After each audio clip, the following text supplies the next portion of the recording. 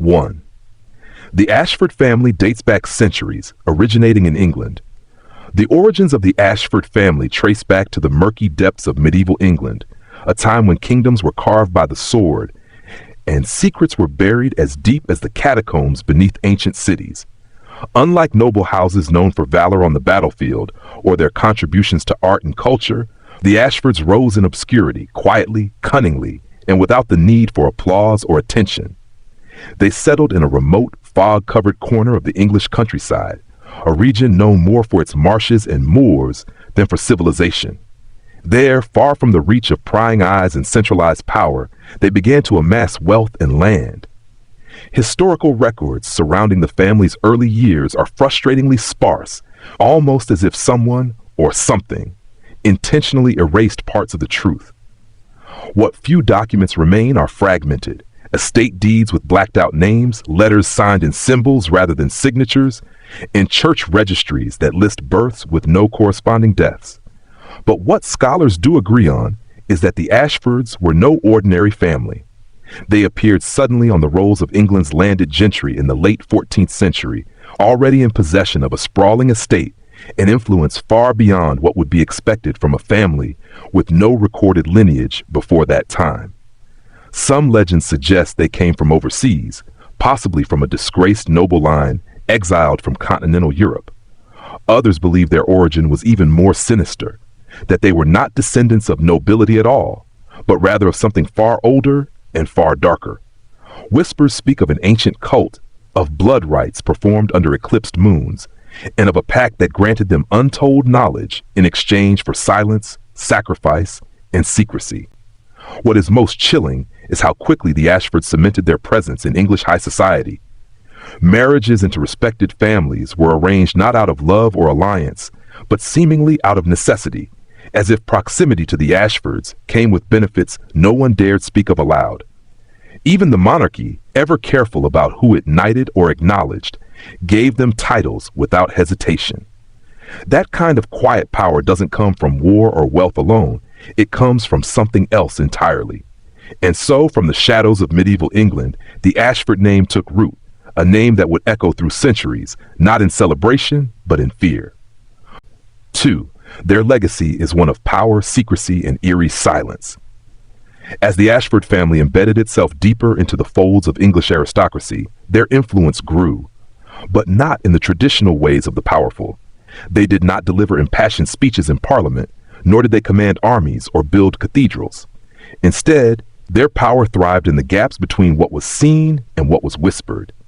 They moved like shadows across the pages of history, present but unspoken, dominant yet strangely absent from public record. Their very existence became a paradox. The more influence they amassed, the less was known about how they truly acquired it. Over generations, a strange pattern emerged. People who opposed the Ashfords, whether in politics, business, or even the clergy, soon found themselves plagued by inexplicable misfortune. A merchant who refused to sell land to the family lost his entire fleet to a sudden fire. A magistrate investigating a suspicious Ashford was found drowned in his own garden pond, his mouth filled with ash. These weren't mere accidents, they were warnings, silent ones. And the message was always the same: do not question the Ashfords. Yet despite the ominous aura that surrounded them, no one ever seemed able or willing to confront them directly. The family's manor became a fortress of silence, with its gates perpetually closed to outsiders. Servants who worked inside rarely spoke afterward, and those who did often left their posts within months, muttering about whispers in the halls and lights that flickered without cause, and how certain rooms were never to be entered, not even during cleaning. One maid, driven to madness, carved a phrase into the wooden fence before vanishing: "They never sleep and they never forgive." But perhaps what is most chilling is what the Ashfords didn't do. They did not seek fame nor recognition. They never sponsored public works or took part in philanthropic causes. They remained outside of public life by design, content to watch from the shadows as society twisted around them. It was as though their true ambitions lay elsewhere, beyond the veil of mortal concerns. Their legacy became something otherworldly, defined not by accomplishments, but by the absence of light in every corner they touched. People knew their name but avoided speaking it aloud. Their presence was felt but never confirmed. They were like a haunting that never left, an invisible hand pressing down on the throat of history itself. And so, generation after generation, the Ashford legacy was passed down like a cursed heirloom, never challenged, never diluted, and always shrouded in a silence so profound it screamed louder than any truth ever could. 3. Mysterious deaths and disappearances have followed them for generations. No family in England's recorded history has been surrounded by death as persistently and as unnaturally as the Ashfords. From the earliest records to the modern age, a grim pattern haunts their lineage, of lives extinguished too soon, of disappearances that defy explanation, and of bodies found under conditions that chilled even the most hardened constables. While some families carry generational traits of genius or nobility, the Ashfords seem burdened with an unshakable curse, a blood-soaked inheritance passed from parent to child, generation after generation. It began with the first known lord of the estate, who was said to have buried his firstborn son alive after claiming the child was possessed by voices that came through the walls. A horrifying rumor, dismissed by local officials at the time as mere folklore, until, years later, renovations uncovered a bricked-up crawlspace behind the nursery containing bones far too small to belong to an adult. No charges were filed. No arrests made. This macabre trend did not stop with the early generations. In the 1700s, 3 family members were found dead inside a locked room, their faces frozen in expressions of sheer terror, with no signs of struggle, no forced entry, and no discernible cause of death. The doctor, visibly shaken, simply noted extreme fright as the cause. Another relative, an ambitious young Ashford with plans to leave the estate and study abroad, vanished on the eve of his departure. His luggage was found packed. His horse remained tied, yet not a single trace of him was ever recovered. His name was never spoken again by the family. Servants, too, were not immune to this pattern. Maids, butlers, even a governess hired from London. Many came and went without warning. Some were said to have left in the dead of night without collecting pay or belongings. Others simply vanished, their rooms left untouched, meals growing cold outside locked doors. Attempts to investigate were futile. Records were misplaced. Witnesses forgot. It was as though the estate itself consumed those it wished to erase. Even in the 20th century, when superstition had given way to science and skepticism, the deaths persisted. A family matron was found drowned in the estate's well, even though the well had been sealed for over a decade. Her body showed no signs of trauma, no water in her lungs, only the look of pure horror carved across her face. A teenage heir, curious about his ancestry, reportedly ventured into the forbidden east wing of the manor with a journal and a flashlight. All that was found the next morning was the journal, its final entry scribbled in frantic, shaky handwriting. "The walls are bleeding and I'm not alone." Yet for all these horrors, no Ashford was ever convicted, and no inquiry ever reached its conclusion. Authorities cited lack of evidence or natural causes, or, more chillingly, claimed that files had been lost altogether. And the family? They remained calm, detached, as if death was nothing more than an accepted rhythm in the Ashford Symphony. Their expressions in photos never changed, frozen masks of unreadable stillness, as though the darkness wasn't something they feared, but something they understood. With each generation, the pattern deepened.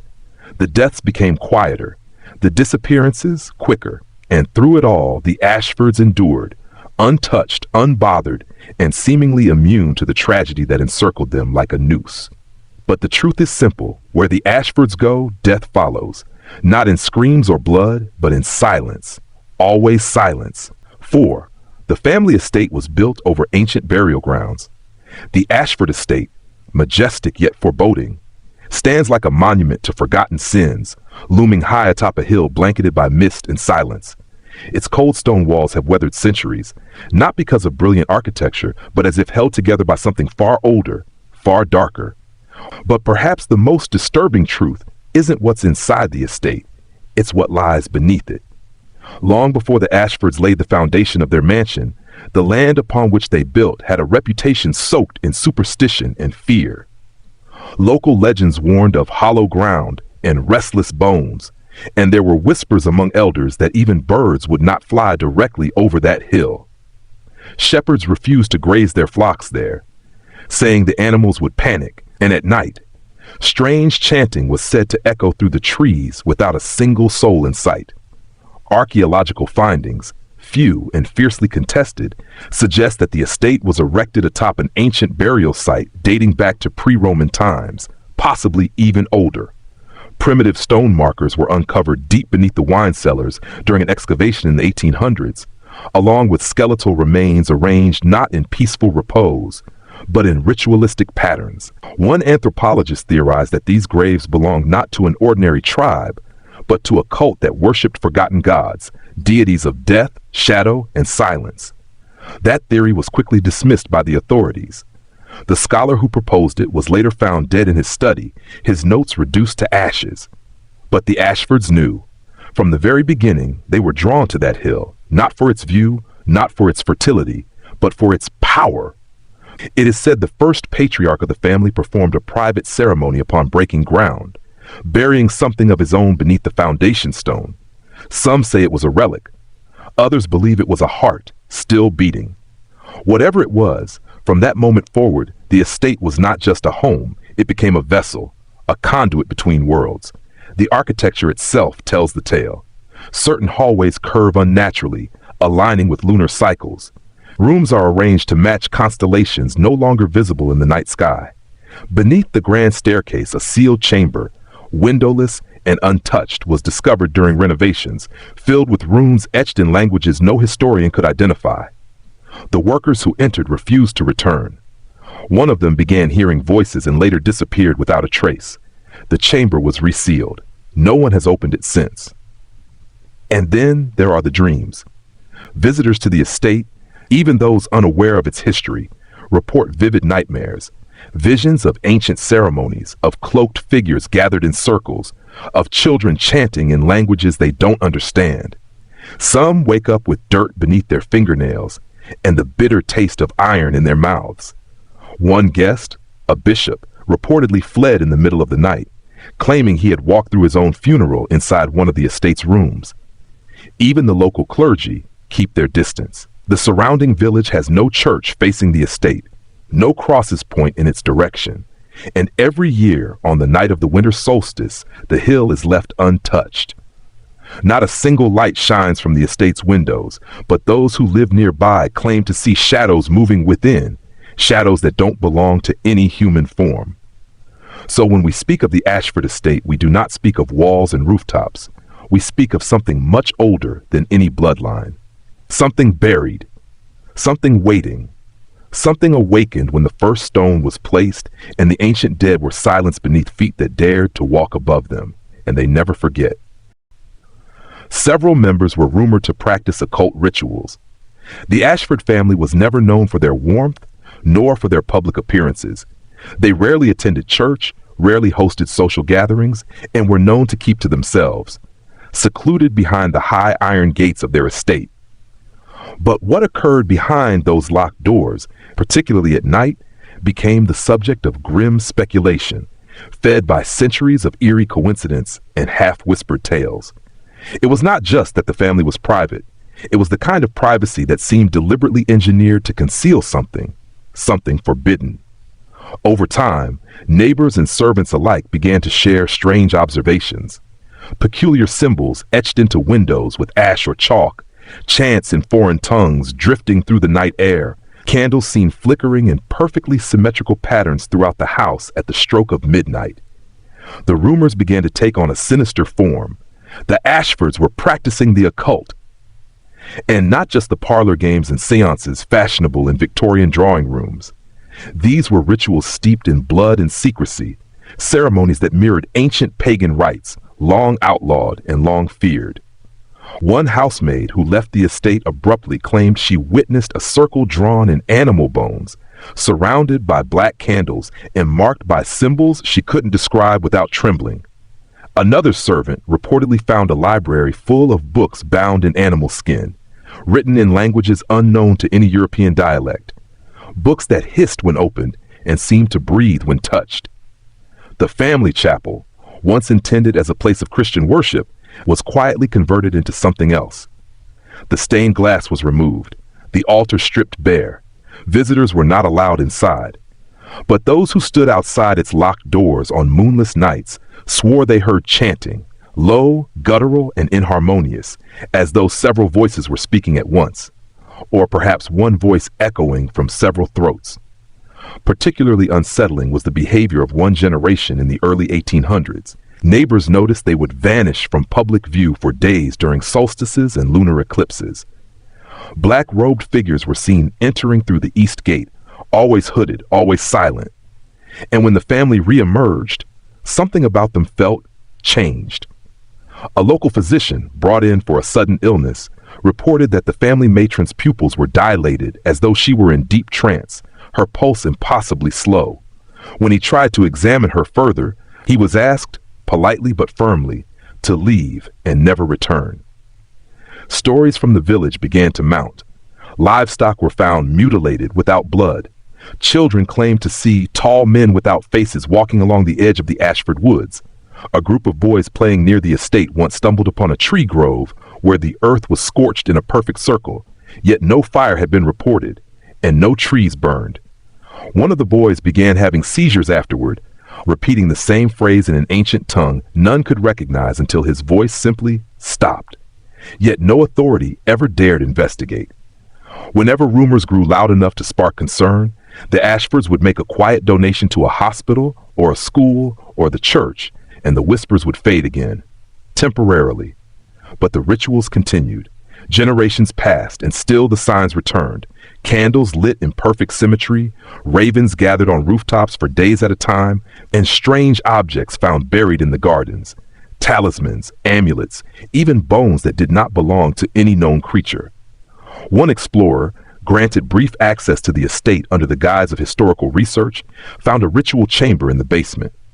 What he described was too detailed to be ignored. Concentric rings carved into stone, an altar blackened with scorched residue, and walls inscribed with phrases that translated loosely to open the gate, blood must echo through silence. He fled that night.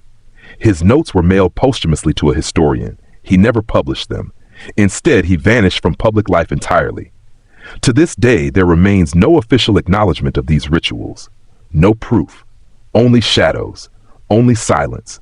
Only the unshakable feeling that within the Ashford Manor, somewhere behind closed doors, the line between the living and the dead is not a boundary, but a doorway. And someone on the other side is always listening. 6. Children in the family were often kept hidden from the public. Among all the disturbing patterns tied to the Ashford lineage, none is more unsettling or more telling than how the family treated its children. In a world where aristocratic heirs were proudly paraded before the public, schooled in etiquette and groomed for influence, the Ashfords took a radically different, secretive path. Their young were not raised in the limelight. They were hidden, sheltered not out of love or protection, but seemingly out of necessity. Almost fear. For generations, there were barely any sightings of Ashford children outside the estate grounds. Birth announcements were either delayed or omitted entirely from public records. While neighboring estates hosted christenings, birthdays, and school recitals, the Ashfords' Manor remained eerily silent. No laughter echoed across its gardens, no toys left scattered on the grounds, no signs of childhood at all. And when questions arose, when villagers inquired about the next heir or the presence of children, the family offered only vague smiles and cryptic phrases. They are not ready. They are learning in their own way. The house raises them. Servants whispered stories that chilled the bones. One footman, who lasted only 6 weeks in the estate, claimed that children were kept in locked upper rooms for days at a time, not for punishment, but preparation. They were being taught things no child should ever be taught, he said. Not numbers, not words, but symbols, rituals, the silence between sounds. Another maid recounted catching a glimpse of a child in a mirror, only in a mirror. The hallway had been empty, but there, reflected in the glass, stood a pale boy with blackened eyes and lips moving silently as if in prayer or incantation. When she turned around, there was no one there. She resigned the next morning. Then there were the twins. One generation was rumored to have produced twin girls, identical in every way except for their voices. One was said to speak only in riddles, the other not at all. They were never seen together outside the home, and strange contradictions arose when asking estate staff about them. Some said they were blonde. Others swore they were dark-haired. Some described them as playful. Others claimed they never blinked. A tutor brought in for their instruction vanished after only 2 weeks. His notes, found decades later, mentioned an unnatural synchronization between them and warned, if one laughs, the other bleeds. There were also those children who were born but never recorded. The family cemetery holds more graves than official family members. Several headstones bear no names, only symbols.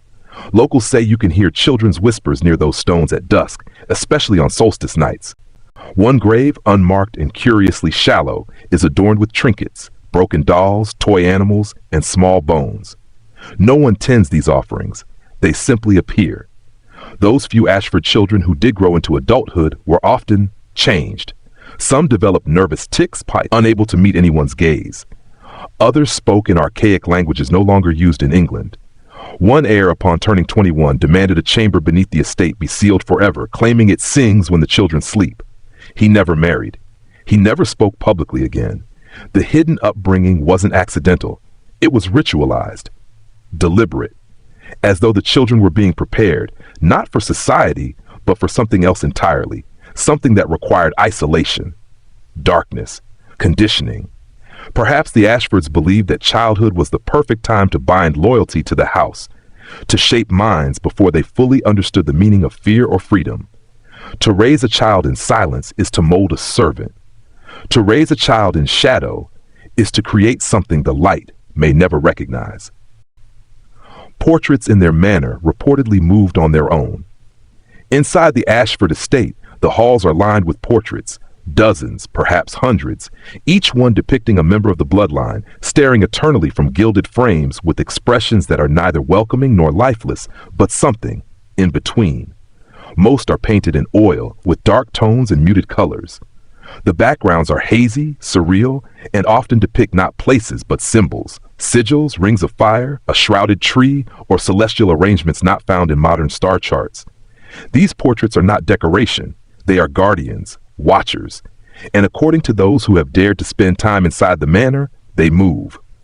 The phenomenon is so consistent, so widely reported across centuries, that it has become almost a rule. Never look at the same painting twice and expect it to look the same.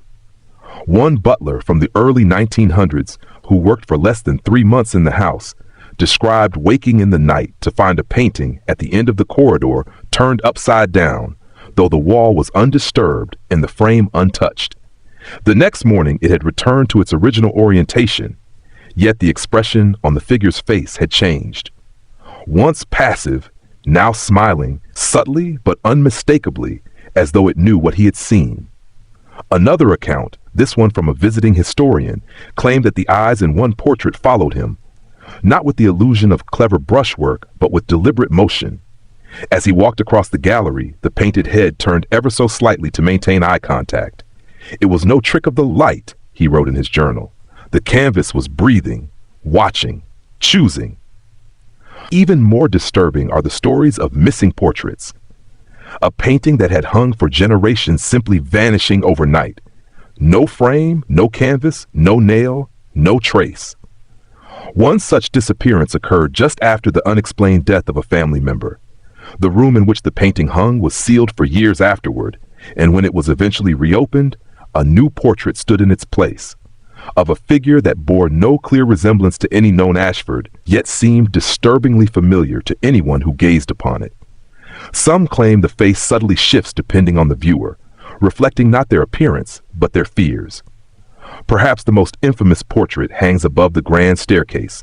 Known as the matriarch, it depicts a pale, regal woman in a black veil, holding a closed book in one hand and a key in the other. No one knows her name. She appears in no family tree, and yet every Ashford descendant has acknowledged her presence in family lore. Servants have sworn that the painting hums faintly at night.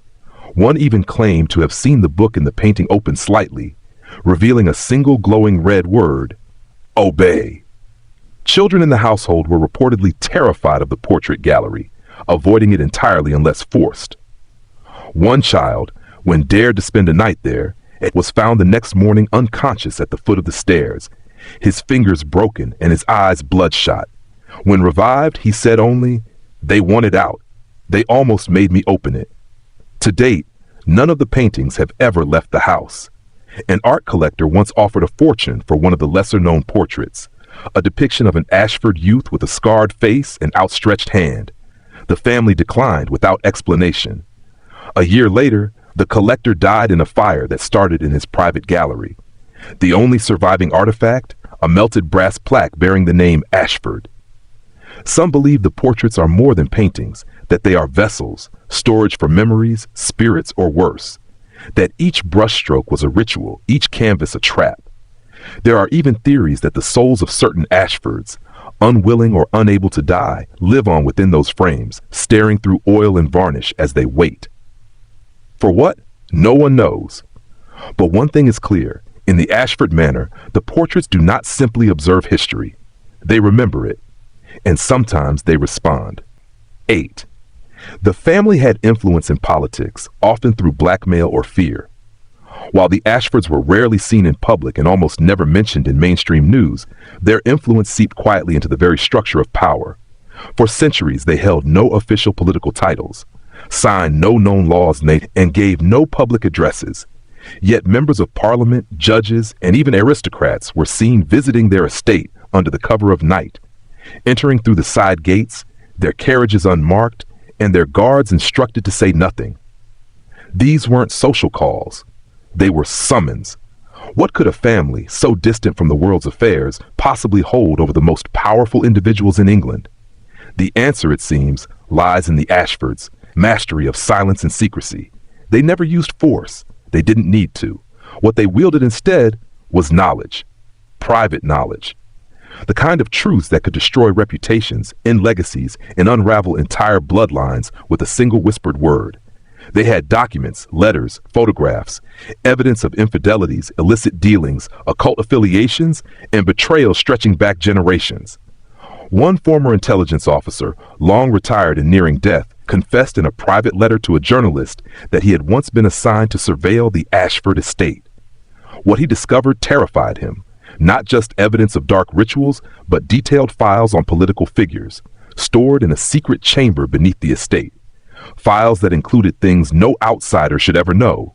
Childhood traumas, unsolved crimes, sealed testimonies. It was as if the Ashfords had watched the entire nation for centuries, he wrote. And they remembered everything. There are documented cases, buried deep in court archives, where legal proceedings mysteriously fell apart when the opposing party had ties to the Ashfords. Witnesses recanted, judges reversed decisions, entire case files vanished. One barrister, after publicly criticizing the family in an inheritance dispute, was later declared mentally unfit to practice law. He was institutionalized within weeks. His final diary entry simply read, "They showed me what I had forgotten." Then there are the rumors of an underground network, whispers of a secret society that spanned multiple generations with the Ashfords at the center. This cabal, some claim, didn't just influence politics. It designed it, carefully placing key figures in strategic positions, manipulating legislation behind closed doors, guiding the country's fate like a marionette performance no one ever saw. A prime minister once visited the estate under the guise of a hunting trip. He returned pale and quiet, his public demeanor forever changed. He never spoke of the visit, but shortly afterward, he reversed his position on a major policy that directly benefited the Ashford estate's land holdings. Coincidence? Perhaps. But similar hunting trips occurred before other key decisions, each one followed by sudden policy shifts, unexplained resignations, or in some cases, death. What made the Ashfords' power so terrifying wasn't just their reach, it was how invisible it remained. No demands were made publicly, no threats issued aloud. Instead, letters arrived with no return address. Phone calls were received without voices, just silence followed by obedience. And always, the people who were touched by the Ashfords' influence began to unravel, not because they were attacked, but because they knew they were being watched, judged, held accountable by something they could never confront and never escape. Their influence was not political in the traditional sense. It was metaphysical, psychological, A pressure on the soul that bent even the strongest minds. They didn't lobby, they haunted. And the halls of power, whether in Parliament or behind castle doors, echoed with footsteps no one ever saw. In the story of England's rise and fall, the Ashford's fingerprints are everywhere. You just have to know where to look. Or perhaps you already have. 9. A hidden diary was discovered revealing sinister secrets. In the year 1946, amidst a restoration effort following structural damage from wartime bombings, workers tasked with reinforcing the east wing of the Ashford estate uncovered something that had remained concealed for over a century. Behind a false wooden panel in the wall of what had once been a private study, they discovered a narrow cavity. Inside, wrapped in oilskin and sealed with wax that crumbled to the touch, was a diary. The book was small, bound in cracked leather, and gave off a faint smell of burnt herbs and iron. No name adorned the cover. No date indicated its age. But the pages inside, written in an elaborate, meticulous hand, were filled with entries that told a story so dark, so deeply buried, that even the workers who found it were reportedly paid to remain silent. It was no ordinary journal. It wasn't about a family member's daily life or trivial musings. It was a record, one that detailed the Ashford family's most intimate and terrifying secrets. The writer, whose identity was never publicly confirmed, spoke in a tone of guilt, fear, and reluctant duty. Each entry was a confession, a ritual log, a warning. Some pages described sacrifices, not metaphorical, but literal. Animals, then people. The entries spoke of feeding the silence, of keeping the walls appeased, and of ensuring the bloodline remains accepted by the ones beneath. The diary referenced rooms that no longer existed, doors that had been removed from floor plans, and chambers with no known entry points. It described nights where the estate breathed, where voices came from the floorboards chanting in harmony, and where members of the family would sit in complete stillness for hours, waiting for instructions from entities the author referred to only as the stillborn kings. Most disturbing was the recurring mention of the debt. It was written about as though it were a contract, not between men, but between the Ashfords and a force older than memory. One passage read, "We are not stewards of the land. We are prisoners of the pact.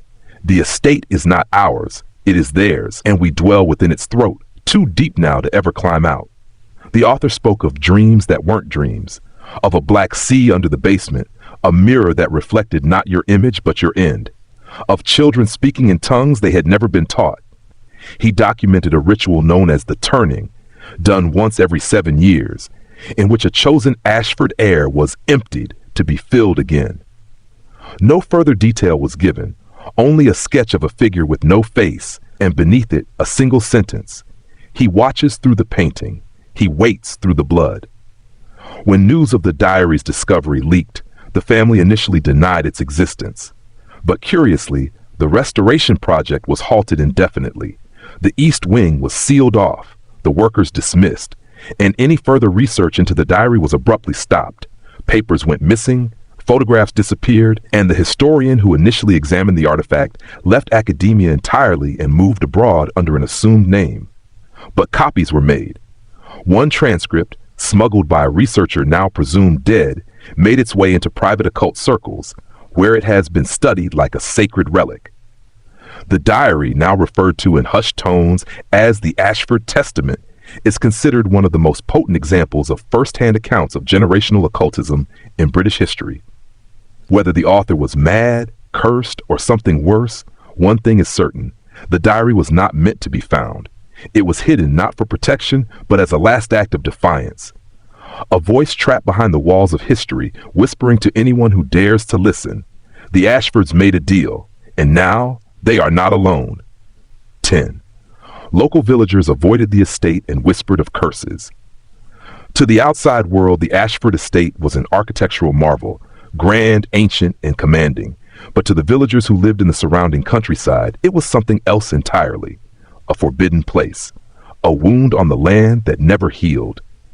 For as long as any elder could remember, the Ashford grounds were not just avoided, they were feared. Not out of superstition alone, but from stories passed down like warnings wrapped in lullabies. Villagers would not go near the estate after dusk. Children were told never to follow the forest path that led to its gates. No matter how curious, no matter how brave, the hill is hungry, the old ones would say, and the Ashfords are its favorite meal. Even shepherds would redirect their flocks, letting them wander for miles out of the way just to avoid the shadow the manor cast across the fields. The legends were vast, but all shared common threads: curses, omens, and unholy pacts. One tale spoke of a traveling merchant who, in a desperate storm, sought shelter at the estate. He was welcomed in and never seen again. Weeks later, a boy in the village found the man's ring in a nearby stream, warped and blackened as if by fire. Another story told of a midwife summoned for a birth at the estate in the 1800s. She returned to her cottage at sunrise, pale and trembling, her hands stained with something that wasn't blood. She never delivered another child again. Her final words, spoken in delirium on her deathbed, were, "It had eyes before it cried." These stories weren't simply old wives' tales. They were survival instructions. Every villager knew someone who claimed to have seen something unnatural near the Ashford lands. Dark figures moving through fog with no source of light, windows glowing red despite the estate being unoccupied, or animals found twisted and lifeless near the estate's border, their eyes missing, their bodies facing the manor as if drawn to it even in death. Some villagers swore the estate breathed, exhaling thick mists at night that rolled into the nearby woods, carrying with them whispers too soft to hear, yet impossible to ignore. One hunter, renowned for his skepticism, followed the trail of a deer into the woods and found himself standing at the estate's rear wall. He returned pale, shaken, and sick. When asked what he saw, he only said, "The deer wasn't running away from me. It was running from them." He never hunted again. Religious leaders avoided the estate entirely. Priests refused to bless the land, and no church ever attempted to claim spiritual dominion over it. Local crosses were carved without Ashford's direction, and church bells were never rung during storms. Villagers feared it might awaken something beneath the estate that should never stir. Worse still were the rumors of the Ashford curse, a belief held by many that to speak the family's name aloud near the estate was to invite misfortune. Miscarriages, illness, madness. One school teacher who taught a brief lesson on the Ashford's place in English history suffered a breakdown days later. Her journal was found filled with repeated lines. The silence between their foot's not empty, it watches. And yet, despite it all, despite the fear, the stories, the shunning, the Ashfords remained untouchable. Every attempt to formally investigate the estate, to dig into its past, or to hold the family accountable for rumored misdeeds mysteriously collapsed. Witnesses went missing, reports were misplaced, and those who persisted didn't. The villagers came to understand a simple truth. The Ashfords were not to be crossed, not because they were powerful, but because they were protected by something ancient, unseen, and unspeakably dark. So they stayed silent, they kept their distance, and they never, ever looked toward the manor's windows after nightfall. 11. One generation vanished entirely during a full moon. There are stories of strange deaths, of inherited madness, of whispered rituals, but none in the Ashford legacy are as chilling, as unexplainable, or as tightly guarded as the story of the vanishing generation. It is an event wrapped in silence and sealed with fear. The year was 1873. The date, October 14th, a night when the full moon hung heavy and red in the sky like a bleeding eye over the estate. The entire Ashford family, those who resided within the manor at the time, 11 members in total, disappeared. Completely. No bodies were found. No signs of struggle. No broken locks or shattered windows. The mansion stood untouched, every door closed, every candle extinguished. The servants, 5 of them, who had been sleeping in the outer quarters, claimed to have heard nothing. One insisted she saw the moonlight flicker, as though swallowed by a cloud, and when it returned, the house had changed. It was hollow. The next morning, the estate was deathly still. No one answered knocks, no smoke from the chimney. A local constable was summoned. Upon entering the home, he found it spotless, too spotless. Meals had been half prepared in the kitchen, but the food was cold and untouched. A tea set lay arranged in the drawing room, steamless and still. A single chair was tipped over in the study, but no sign of who sat in it. Upstairs, beds were made, every one of them, but none showed signs of having been slept in.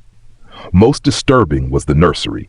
In it sat a child's rocking horse, gently swaying though no windows were open. A music box played faintly in the corner, though none could explain how.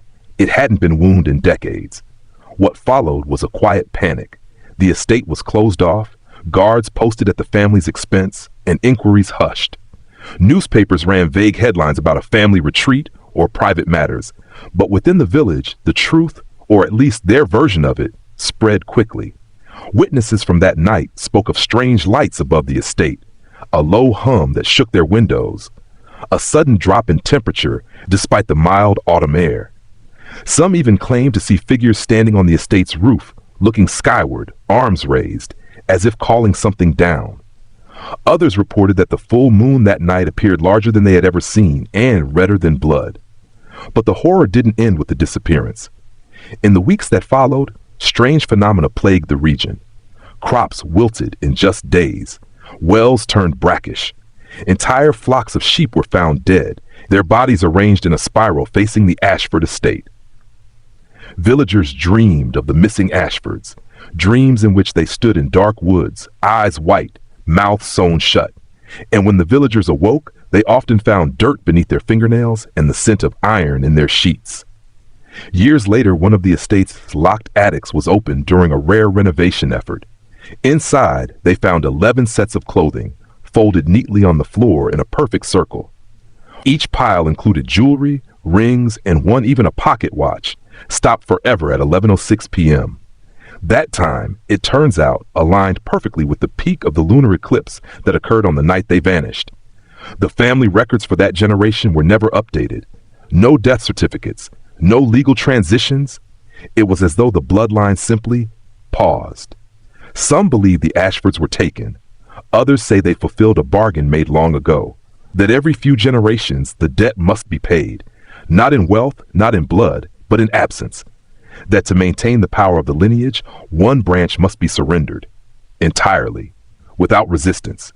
And so, on a night when the moon bled and time stopped, an entire generation of Ashfords was swallowed by silence.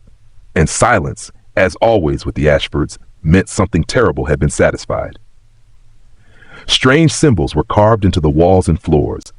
In nearly every ancient manor, one might expect signs of age, chipped stone, worn wood, or faded tapestries. But the Ashford estate bore markings that went far beyond the natural decay of time. Etched deep to its very structure, walls, floors, ceilings, and sometimes even furniture, were symbols, not decorations, not the flourishes of artisans, but glyphs, marks of power, of warning, of ritual. These symbols were not confined to a single wing or room. They were everywhere, hidden in plain sight, behind peeling wallpaper, beneath rugs woven centuries ago, in the crevices of fireplace mantels and the undersides of staircases. Most were small, some no larger than a coin, but their shapes were complex, unnerving, and deliberately obscured. Spirals within spirals, eyes with no pupils, triangles inside broken circles, and always the suggestion of something looking back. When a group of renovators was briefly brought in during the 1920s, one of them, an amateur scholar of ancient languages, claimed the markings bore resemblance to pre-Sumerian script, mixed with Proto-Celtic iconography and unknown sigils never catalogued. He tried tracing one of the carvings by rubbing charcoal across parchment, but as soon as he lifted the paper, his nose began to bleed profusely. He left the job the next day, whispering that the symbols didn't want to be copied. Some carvings were reactive. According to a former housemaid's journal, one particular symbol, located on the inside of a closet door in the west wing, would vanish in the morning, only to reappear at nightfall, glowing faintly when struck by moonlight. Another was said to be warm to the touch, though the surrounding wall remained ice cold. Children of the house were reportedly told never to trace them with their fingers. One did. She disappeared within a week. Her name was scrubbed from family records. Her bedroom was sealed. There were symbols found under floorboards that matched those on the Ashford family crest, but only when the crest was turned upside down. A strange coincidence, or an intentional design? No one knows for sure. The family never spoke of the carvings, and any guests who asked were swiftly redirected or removed. But the servants knew. They had a name for the symbols, passed down quietly from one generation to the next, the marks of keeping. According to their whispers, these glyphs were not warnings to outsiders, but barriers meant to hold something in. The house, one old gardener once said, isn't keeping people out. It's keeping something in the walls, and the marks are locks, not doors. Some of the most elaborate carvings were found beneath rugs in the library. When pulled back, the hardwood revealed a massive circle of interlocking sigils spanning over 12 feet across. A fireplace log once rolled over the edge of this circle and split in half, completely dry inside despite being freshly chopped. A pet dog refused to walk across it. A governess once fainted while standing on it for too long, her skin blistering despite the room being cool. Others were more subtle, a repeating line of runes circling the chandelier, which when translated from fragments found in the hidden diary, see key point 9, reportedly read, "Let not the echoes leave the stone, lest they return with names." To this day, the carvings remain, some worn, some untouched, some seemingly deeper now than when first discovered.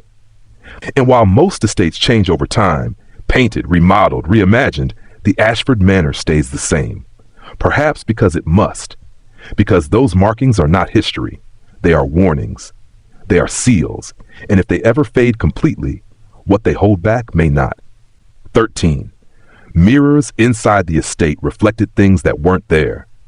Among the many unsettling features of the Ashford Manor, none disturbed visitors more than the mirrors.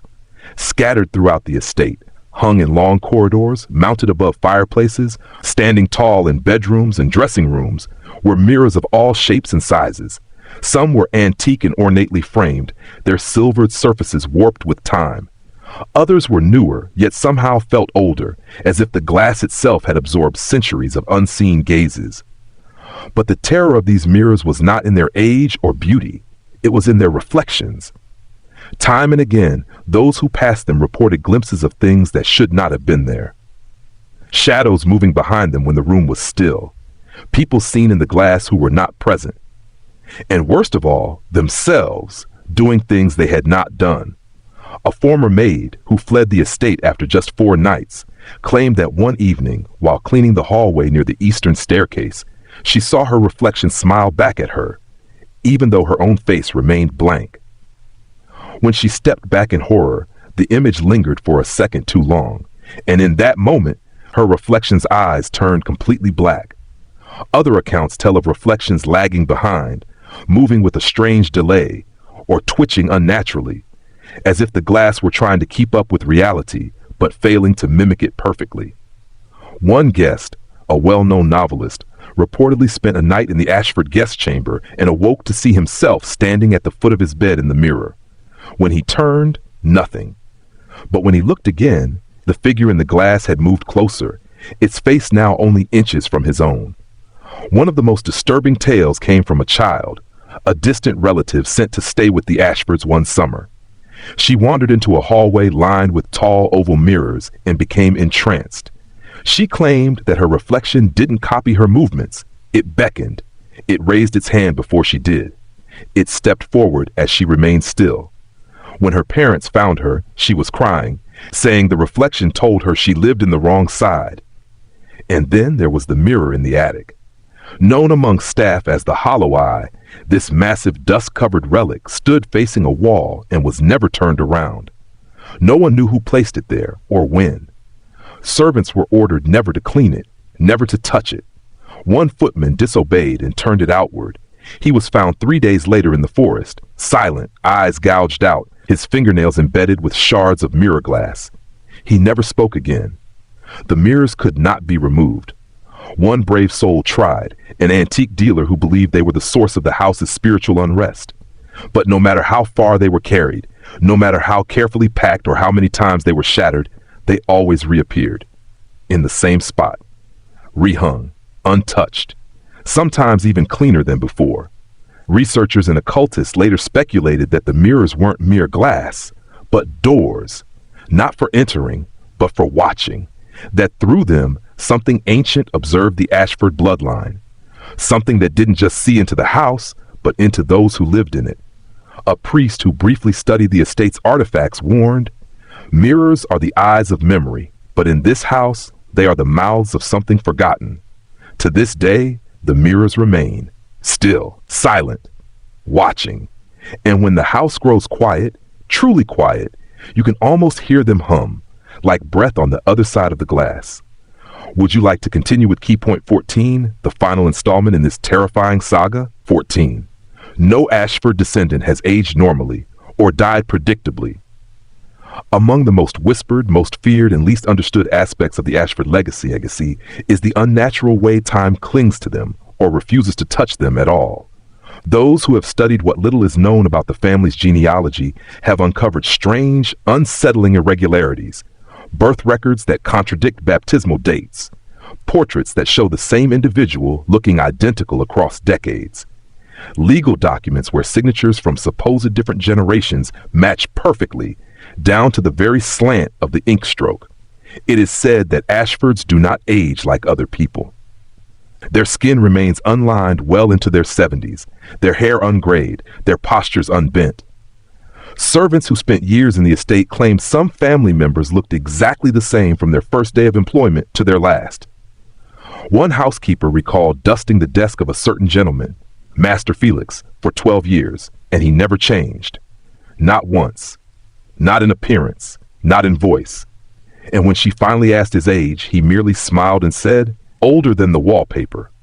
But if their youth was eerie, their deaths were worse. Ashfords did not die in bed surrounded by family. They died in silence, or vanished, or went mad. Some were found standing perfectly still, eyes wide open, no pulse, frozen as if death had stopped midway through life and simply refused to finish the task. Others bled from the nose, ears, and eyes without cause, their skin cold, their mouths locked in silent screams. One heiress died at her own wedding, collapsing on the altar. No wounds, no illness, just gone. And when her body was examined, her heart had withered as if aged hundreds of years in a moment. Some didn't die at all. Not publicly, not officially. One man, presumed dead for over 50 years, was spotted at a private London club, unchanged, wearing the same ring he was buried with. Another family member, whose grave bears the date 1911, was seen by 3 different people walking the halls of the estate in 1979. He wore mourning clothes. He was humming. And then there are the records, or the lack of them. For a family of such long-standing prominence, the Ashfords' medical history is conspicuously thin. Doctors' names are redacted, death certificates are incomplete, autopsy reports, when they exist, speak in strange riddles. Tissue degradation inconsistent with time of death. Eyes show signs of prolonged dilation despite cranial stillness. No cardiac activity, yet warmth remains. Speculation abounds. Some claim the Ashfords made a pact, generational exchange where time itself was bartered for service to something beneath the manor. Others whisper of a relic hidden within the estate, a cursed object tied to their bloodline that rewrites the laws of mortality for those who share the Ashford name. There are even rumors of rituals, once performed every 27 years, designed to siphon years from others and pour them into the bodies of the bloodline's chosen. A former groundskeeper said it best when interviewed anonymously before disappearing himself. The Ashfords don't die like the rest of us. They expire when the house decides they've served their use, and not a moment before. To this day, no outsider has witnessed the funeral of an Ashford. No grave has ever been dug by a villager. And when asked where the bodies are laid to rest, the family's representatives only reply, "The house keeps them." Whatever secret the Ashfords carry, whatever price they pay for their agelessness, it is not a blessing, it is a bargain. And as with all bargains, someone, somewhere, is still collecting.